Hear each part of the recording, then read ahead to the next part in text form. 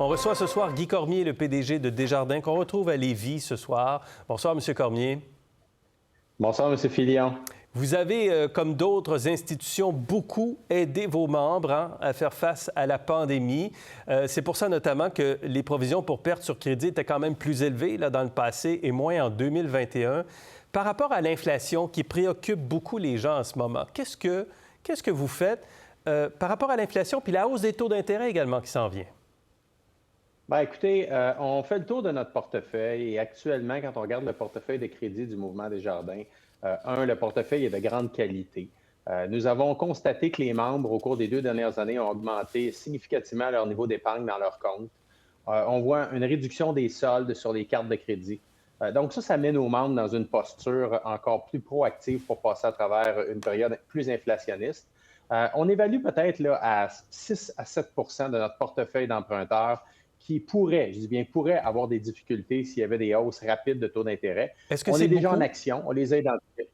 Absolument pas, absolument pas. C'est vraiment pas beaucoup dans la mesure où ces gens-là ont une certaine capacité à passer à travers. Là. Je ne veux pas inquiéter les gens. Non. Ce que je veux dire, c'est que nous, proactivement, on va déjà regarder dans la situation de ces gens-là. Et le fait que les gens aient beaucoup plus épargné, aient une utilisation de leur carte beaucoup moins forte, ça les met dans une posture qui, selon nous, est plus favorable. Puis les taux d'intérêt, il y a des gens qui ont une capacité. Déjà, on qualifiait nos membres avec des taux d'intérêt plus élevés depuis les dernières années. Alors, on demeure positif, mais on va être proactif pour bien accompagner nos membres comme toujours. Parce que les taux d'intérêt, Monsieur Cormier, les taux hypothécaires sont déjà à la hausse, les taux d'intérêt vont monter au cours des 2 prochaines années. Donc, les gens vont sentir ça. Puis il y a eu un tel engouement immobilier depuis des 2 ans. Et Desjardins, bien sûr, en a profité parce qu'il y a eu beaucoup d'hypothèques qui ont été signées et renouvelées.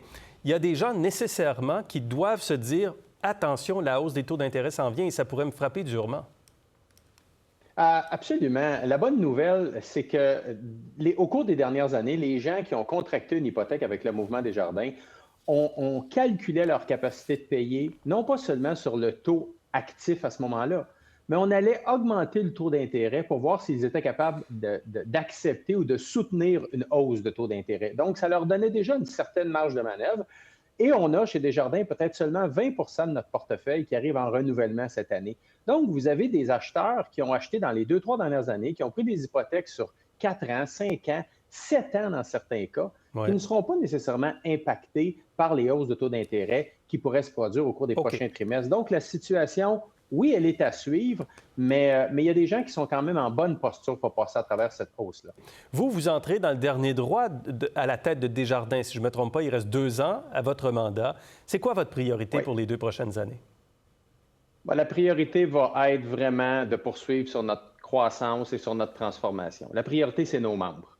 On a augmenté significativement nos investissements en technologie, en sécurité, en offre de services. Donc, on veut continuer d'être dans le peloton de tête. Vous l'avez vu, notre croissance est quand même très, très, très forte cette année, remarquable.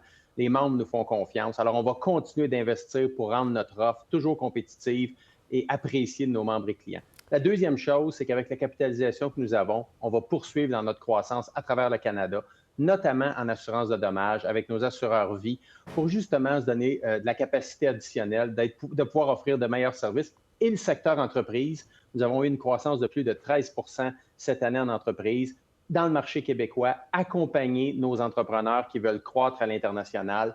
On va être là pour eux, Et clairement. faire des acquisitions, donc, dans l'assurance de dommages, c'est ça?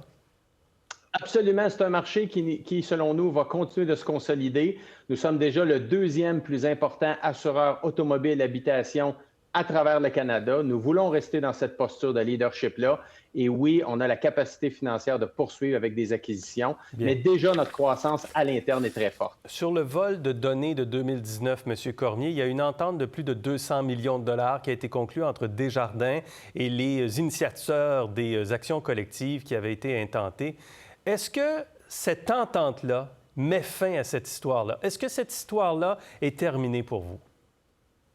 Bien, écoutez, premièrement, on est très content qu'il y ait cette entente. On va voir maintenant ce que la Cour, au mois de mai ou juin, va statuer. Le processus est en cours.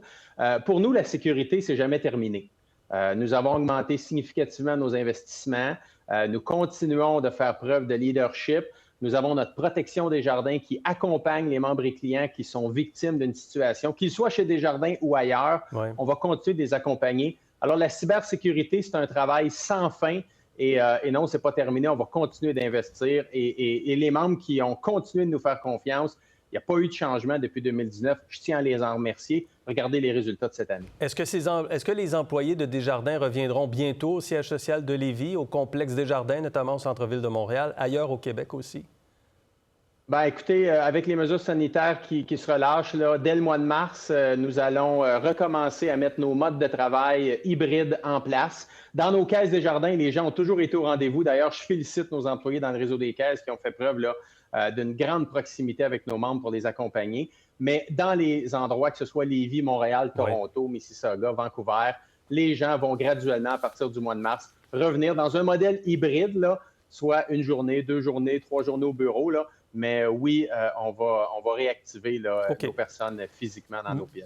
Merci beaucoup, M. Cormier, d'avoir été avec nous ce soir. Merci. Merci beaucoup, M. Filion. Pour voir nos émissions en entier, rendez-vous sur la chaîne ICI RDI.